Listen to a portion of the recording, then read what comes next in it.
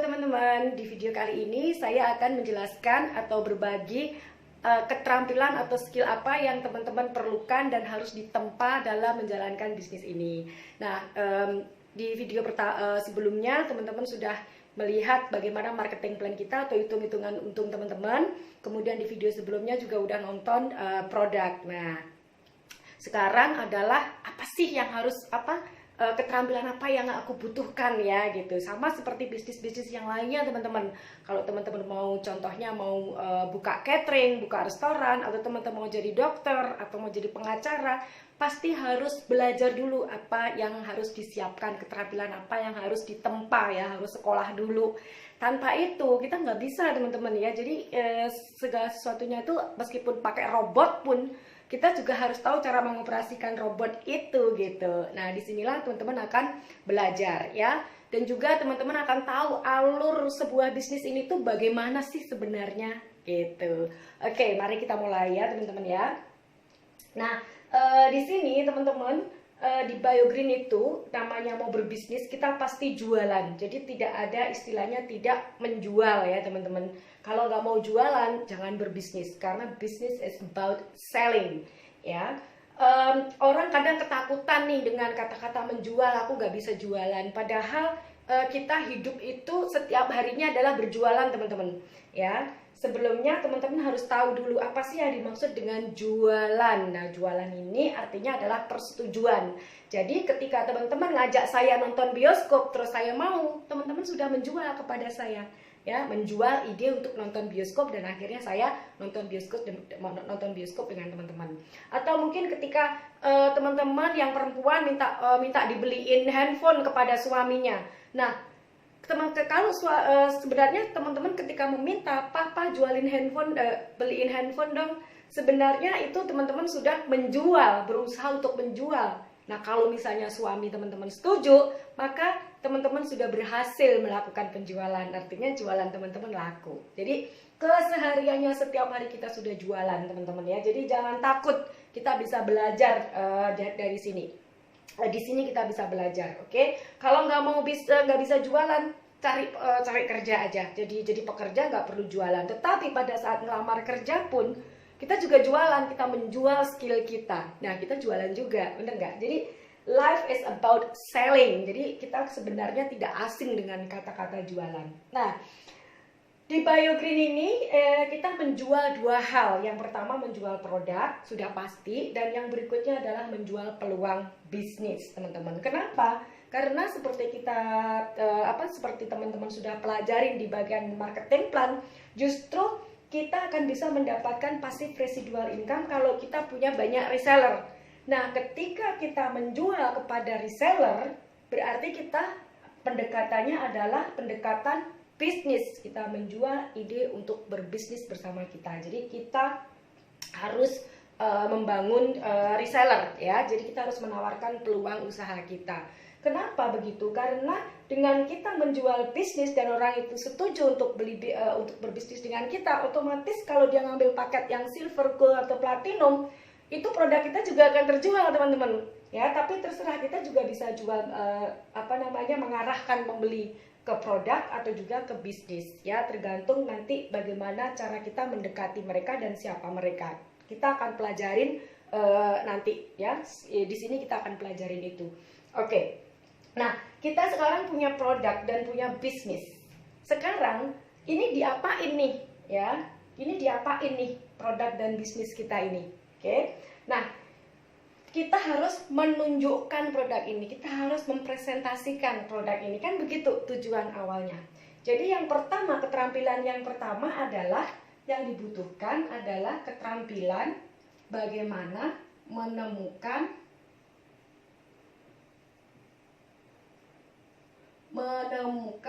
orang. Nah, bagaimana menemukan orang ini? Bagaimana menemukan orang untuk yang mau melihat produk dan peluang usaha kita? Itu keterampilan pertama yang harus teman-teman tempa ya, menemukannya. Nah, menemukan orang ini itu ada dengan dua cara teman-teman. Yang pertama adalah dengan marketing. Oke. Nah, apa itu marketing? Marketing ini adalah kita menunjukkan sesuatu, menggoda, yang sifatnya menggoda, bikin orang penasaran, kemudian mengharapkan orang itu akan datang menelpon kita, yang bilang, "Hai, aku tertarik nih dengan produkmu. Hai, tolong dong jelasin produknya." Ya, yang mereka datang ke kita, mengkontak kita. Jadi itu yang diharapkan dari marketing ini. Nah, di dunia offline, marketing ini contohnya adalah ketika teman-teman melihat pasang billboard di tiang listrik, di tiang yang di jalan-jalan itu, atau pasang flyers yang ditempel di di tiang listrik, di sekolah-sekolah, poster-poster itu ya. Itu disebut marketing, teman-teman. Jadi marketing ini adalah sifatnya pasif. Oke, kenapa? Karena kita menaruh sesuatu, kita tempel, kita diam, kita mengharapkan orang menghubungin kita. Biasanya ada kontak, ada nomor handphone dan WhatsApp di situ supaya orang itu bisa menghubungin kita. Oke? Nah, jadi di sini kita tidak bisa mengendalikan. Jadi kita menunggu mereka menghubungin kita. Oke? Nah, marketing ini biasanya sifatnya hanya untuk bikin orang penasaran. Ya, contohnya kalau teman-teman melihat ada iklan perumahan gitu ya, atau rumah, pasti itu tidak dijelaskan bahan batu batanya, pakai batu bata atau batako atau detailnya, itu nggak dijelasin, hanya bersifat bikin kita penasaran sehingga kita bisa kontak mereka. Nah, sama ketika kita melakukan marketing, kita berharap orang lain menghubungin kita. Nah, orang yang menghubungin kita karena merespon dari marketing ini, itu disebut lead. Oke, lead. Ya, kalau lead, satu orang disebut lead, kalau banyak disebut leads. Oke, jadi kita akan mendapatkan leads dari marketing yang sifatnya pasif. Kita akan mendapatkan leads, orang yang menghubungin kita. "Halo, tolong dong aku dijelasin. Halo, aku ingin tahu informasi lebih lanjut." Nah, itu disebut leads. Dari sini paham ya teman-teman ya. Nah, kalau di dunia online, di Facebook, kita biasanya sekarang kita posting sesuatu yang bikin orang penasaran. Jadi ketika kita melakukan marketing di Facebook, itu juga sama. Kita melakukan marketingnya seperti kalau kita offline, jadi nggak dijelasin semuanya secara detail gitu, dikasih semuanya informasinya, nggak begitu. Tapi kita harus membuat orang, bagaimana orang itu supaya menghubungin kita. Kalau dijelasin semuanya, dia nggak hubungin kita, dia udah tahu duluan gitu ya. Oke. Nah, berikutnya yang kedua adalah dengan prospecting. Nah, prospecting ini sifatnya aktif, teman-teman. Oke. Nah, prospecting ini sifatnya aktif. Nah, artinya apa? Kalau marketing kita menunggu saja, ya, sampai orang menghubungin kita, dan kalau marketing ini takes time, perlu waktu lama untuk bisa ada orang menghubungin kita langsung. Ya, itu bisa perlu waktu 3 bulan, 6 bulan gitu. Sedangkan kalau prospecting, kita itu langsung mengkontak mereka. Kita bertanya kepada mereka apakah mereka terbuka untuk melihat produk atau peluang usaha kita. Oke, jadi itu namanya prospecting. Kalau dia sudah setuju, misalnya sudah ngomong, "Mbak, lu tertarik nggak ngelihat? Aku lagi jalanin bisnis ini nih. Bla bla bla, kamu terbuka nggak untuk melihat, apakah kamu terbuka untuk melihat produknya, mungkin bisa berguna buat kamu, atau kamu mau cari uang tambahan nggak?" Kasarnya seperti itu. Saya nggak akan bahas lebih detail tentang prospecting sekarang, nanti akan saya breakdown di sesi berikutnya ya. Jadi intinya prospecting ini kita lebih aktif. Kalau dia sudah oke, setelah kita prospek, kita bertanya apakah mereka terbuka untuk melihat produk dan bisnis, melihat produk dan peluang usaha kita. Kalau mereka setuju, barulah dia namanya leads. Oke, sama. Jadi tujuannya adalah sama, teman-teman. Kita sama-sama juga ingin mendapatkan leads, hanya caranya yang berbeda. Oke ya. Nah, prospecting ini, oke, itu bisa ada jenis-jenis prospek orang-orang yang kita akan hubungin. Jadi untuk bisa prospecting ini, yang pertama kita harus tahu dulu siapa orangnya. Kita bisa bikin daftar nama, teman-teman, biar nggak bingung. Kalau misalnya di handphone, kadang-kadang kita suka lompat-lompat, nggak tahu gitu ya. Nah, suka lupa, atau apalagi cuma di Facebook. Tapi harus kita taruh dalam sebuah buku supaya kita tahu, punya daftar siapa orang-orang yang bisa saya prospek. Nah, prospecting ini ada temperaturnya, ada suhunya ya. Yang pertama adalah hot. Oke. Yang kedua adalah warm. Yang ketiga itu cold. Jadi ada prospek yang panas, warm, dan cold ya. Dan ini akan saya jelaskan nanti di video berikutnya. Oke? Nah, Mbak Wiwi, sekarang mendingan gimana dong? Saya mendingan marketing dulu atau prospecting dulu? Nah, ini pertanyaan yang sering dikasih oleh teman-teman ya.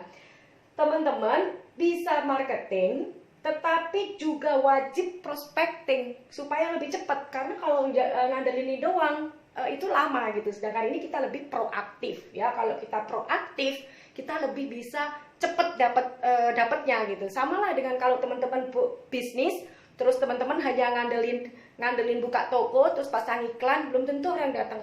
Tapi kalau teman-teman chatting dengan teman yang lainnya, mampir dong ke toko gua, mampir dong ke restoran gua, itu akan ada komunikasi juga, jadi lebih cepat bisnisnya teman-teman ya. Oke, nah jadi harus bikin daftar nama teman-teman. Oke, dan untuk teman-teman yang baru bergabung, sebaiknya fokus ke prospecting dulu ya. Karena kenapa? Karena teman-teman masih punya hot prospect. Hot prospect ini misalnya suami ya, atau istri, terus siapa lagi, paman ya, istilahnya keluarga, kerabat, teman dekat. Oke, yang orang-orang yang pernah teman-teman memang sudah kenal gitu, jadi panas ya. Kalau warm itu orang-orang yang teman-teman kenal ya. Kalau cold ini adalah orang yang tidak sama sekali teman-teman kenal. Misalnya kalau teman-teman ke pasar ketemu orang, nah itu adalah cold market. Oke, dan nanti kita akan ajarin di video-video berikutnya. Saya akan ajarin bagaimana caranya prospecting. Oke, untuk di ketiga ini. Jadi skill pertama sudah ya teman-teman, keterampilan bagaimana cara menemukan orang, yaitu dengan marketing dan prospecting. Nanti kita akan belajar di sini. Oke, teman-teman yang baru harus fokus di sini dulu karena hot marketnya masih banyak. Oke, belum habis gitu. Saya aja masih ada hot marketnya ya teman-teman ya, udah 5 tahun di sini. Nah, berikutnya setelah sudah menemukan orang, sudah bisa, kemudian bagaimana mengundang orang itu untuk melihat. Bagaimana mengundang ya, mengundang orang-orang si leads ini untuk melihat presentasi produk kita dan bisnis kita ya. Jadi ini ada presentasi, jadi kita harus presentasikan ini. Oke, nah presentasi ini bisa sudah disediakan dalam bentuk video teman-teman ya, video presentation. Oke, jadi bagaimana caranya supaya orang melihat, diundang setelah di prospek atau ada yang datang, tolong dong jelasin. Nah, cuma dijelasin aja nih dari sini. Biasanya bagaimana mengupgrade atau menggiring orang dari statusnya menjadi dari leads menjadi ke orang yang sudah untuk menonton ini gitu. Jadi levelnya itu meningkat gitu ya, sudah makin masuk ke dalam. Nah, kalau salah caranya mengundang, ada orang yang nanya, gue mau lihat peluangnya nih, terus teman-teman nggak tahu habis itu diapain. Nah, atau kalau sudah orang misalnya, aku tertarik, kamu tertarik nggak dengan untuk cari uang tambahan? Iya, aku mau. Setelah itu nggak diapain orang itu? Diundanglah untuk melihat presentasi kita, oke, dalam bentuk video. Nah, ini harus juga tahu caranya mengundang, oke ya. Oke, dari sini adalah skill mengundang. Nah, setelah itu ada namanya skill yang berikutnya adalah bagaimana follow up, teman-teman. Follow up. Follow up ini apa? Nah, dari setiap step ini itu dari setiap ketika teman prospecting, mungkin dia nggak jawab WA-nya teman-teman, terus sudah diundang tapi nggak ada balasan. Nah, follow up-nya gimana? Ya, terus sudah ditonton videonya, udah gitu nggak ada balasan. Follow up-nya gimana? Oke? Atau sudah ada orang yang tanya, halo, tolong dong jelasin bisnisnya, aku tertarik. Mereka ini jangan berharap langsung akan terus desak-desak gitu. Itu 1001 yang akan desak-desak untuk dijelasin. Kitalah yang harus proaktif. Nah, dari perpindahan dari step pertama ke step berikutnya, itu in between, di tengah-tengah ada yang namanya follow up. Jadi teman-teman harus follow up terus sampai kapan? Sampai dia nonton videonya, sampai dia komitmen.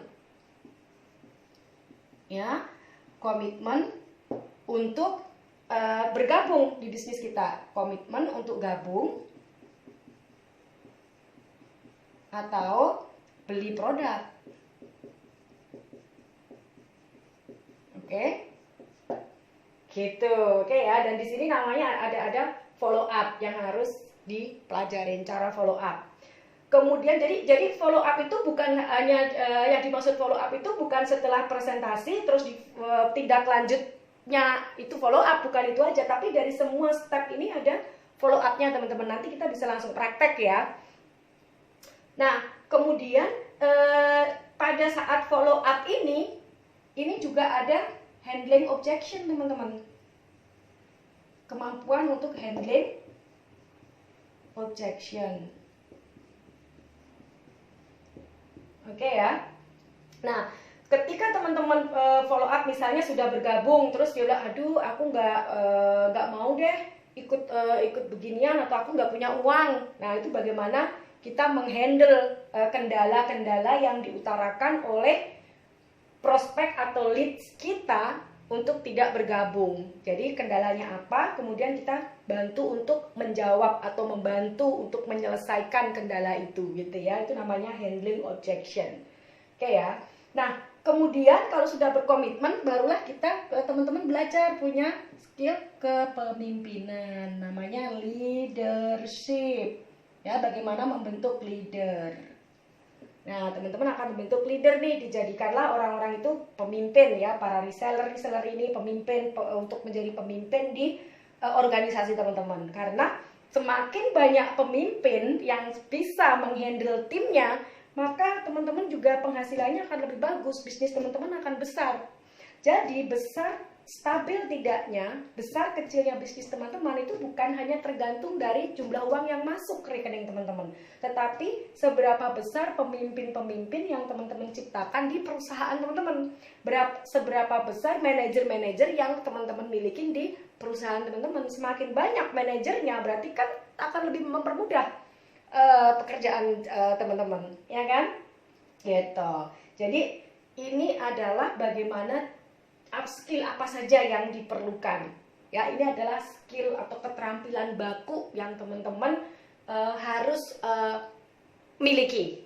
Ya, jadi kalau misalnya ada pertanyaan setelah nonton video ini, ada pertanyaan, teman-teman boleh bertanya di grup ya, di grup My Freedom Academy tentunya. Silahkan bertanya ya. Nah, jadi saya akan merangkum keterampilan apa saja sih yang diperlukan dalam menjalankan bisnis Biogreen Science ini.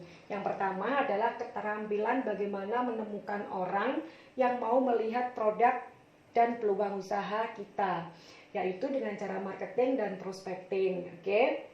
Nah, teman-teman kalau misalnya belum paham dengan marketing, sebaiknya melakukan prospecting dulu. Karena kenapa teman-teman? Banyak pelaku network marketing itu bisa sukses tanpa dia punya pengetahuan marketing di awal ya. Yang penting adalah skill prospecting. Karena kalau misalnya prospecting itu teman-teman masih punya ini, yang baru khususnya itu masih punya hot market. Jadi prospecting dulu, marketingnya sambil jalan. Oke. Skill yang berikutnya atau keterampilan berikutnya adalah mengundang orang. Ya, mengundang para leads ini untuk bisa agar mau melihat peluang usaha dan produk kita ya, presentasinya ya, bisa melihat presentasinya di sini. Kemudian keterampilan untuk memfollow up ya, memfollow up dari satu step ke step berikutnya ini juga perlu follow up. Oke, kemudian pada saat follow up ini biasanya teman-teman harus handling objection, sudah pasti ini harus dimiliki juga keterampilan handling objections. Kemudian keterampilan untuk membuat si prospek tadi atau si leads tadi untuk berkomitmen bergabung ke bisnis kita atau beli produk, atau ini kalau bahasa salesnya disebut closing ya. Baru kemudian belajar bagaimana untuk menciptakan leader ya, karena kalau teman-teman sudah bisa begini, sudah bisa keempat step ini, maka teman-teman akan menjadi seorang leader. Nah, habis itu keterampilan berikutnya adalah bagaimana menciptakan leader-leader yang banyak. Nah, kenapa? Karena semakin banyak leader atau manajer di perusahaan yang teman-teman punya, berarti perusahaannya semakin besar, dan otomatis kalau perusahaannya besar, income teman-teman juga akan menjadi besar. Oke, sekian dari saya. Jika ada pertanyaan, teman-teman boleh bertanya di grup My Freedom Academy. Oke, sampai jumpa di video berikutnya, yaitu tentang prospecting. Go Freedom!